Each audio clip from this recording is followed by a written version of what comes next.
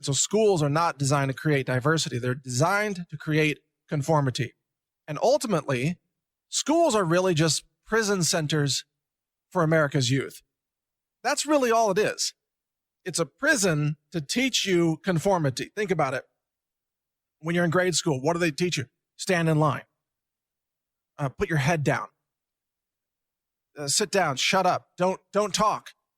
Don't think. Oh, and if you think too much, if you're a little bit too active, they put you on drugs to dull your brain. It's called ADHD. It's a diagnosis that is complete junk science.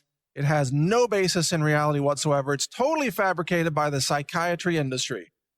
They diagnose you with ADHD to dumb you down and make you conform and make you controllable by the system. And then it is the teacher's job to make sure that you conform to the status quo, that you don't think for yourself too much, because that might be dangerous, and that's not going to result in you being a controllable flesh robot, which is what the system wants.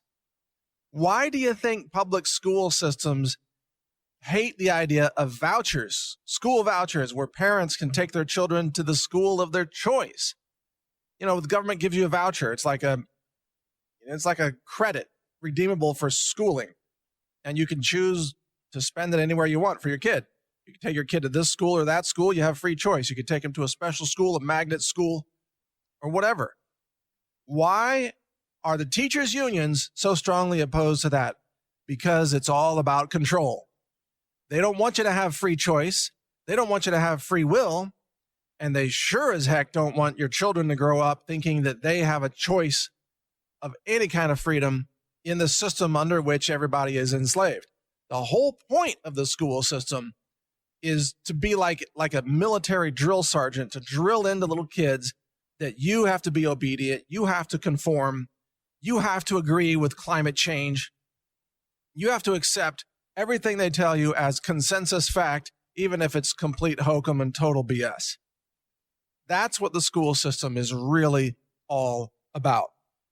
Now, it doesn't mean there aren't great teachers trying to survive inside the system. I had some great teachers in my life, an English composition teacher in particular, who really got me started as a writer. I wouldn't be where I am today without her influence and her guidance on how to be a great writer. And there are many other teachers who have been great influences in my life and the lives of many others. But you know what's happening today is many of these great teachers are leaving, they're quitting. They're leaving the school system because they can't stand the indoctrination system that's also enslaving them. They can't stand to be part of this system, knowing how evil and insidious it is and how children's minds are being warped and twisted and shaped into the human robots that the system wants the school system to produce. It's really sick. You know, so what you might ask, well, what should a school actually look like? Well, it should be a vastly less regimented, less rigid system. It should be a system where you understand the different ways that children learn. Some children learn visually. Some are hands-on. Some are behavioral.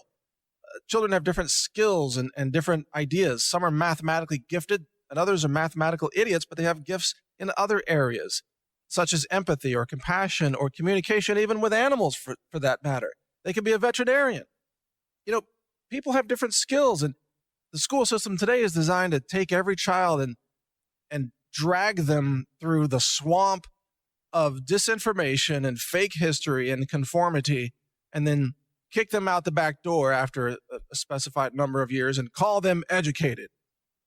Is it any wonder so many of these kids graduate and they're still illiterate and they can't write, they can't do math, and they can't think?